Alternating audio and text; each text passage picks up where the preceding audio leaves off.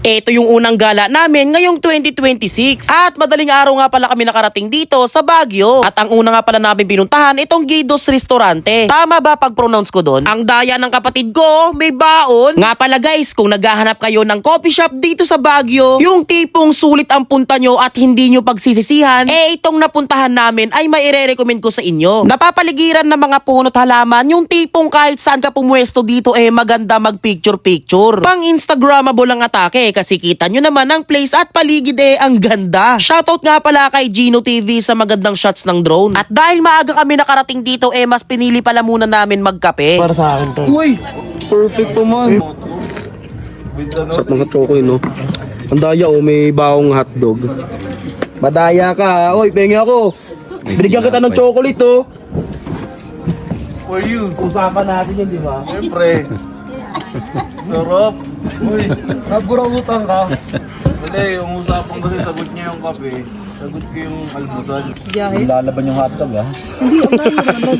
Gininaw no? Kailangan nyo ng ticket yung sakayin ng bus ka, pero sasabihin ko kasi mag-bus. Ay nagpasubo, bading! Ayun, chocolate.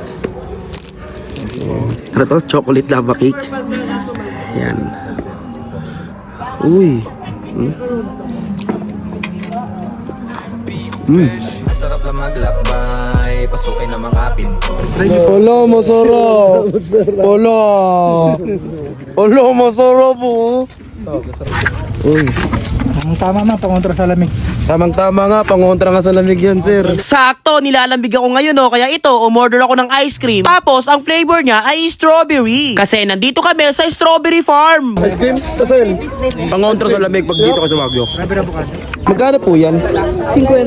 Kasokto, no? Minute-minute pa. Ito talaga yung kailangan natin sa umaga. Hindi naman mga strawberry po. Uy. Yung strawberry pa. Ayun, gusto ko color pink. Color pink. Wala na yung pang dalawa. First First sip. Oh, first sip. Ano, nakikita nyo ba yan? Oh, nakikita. Second sip. Dito nga namimili ako ng mga souvenir namin hanggang sa may nakita ko. Boto. Konti lang man. Sabi pa ka Sige, damputin mo lang man. Sige. Sarap yan man.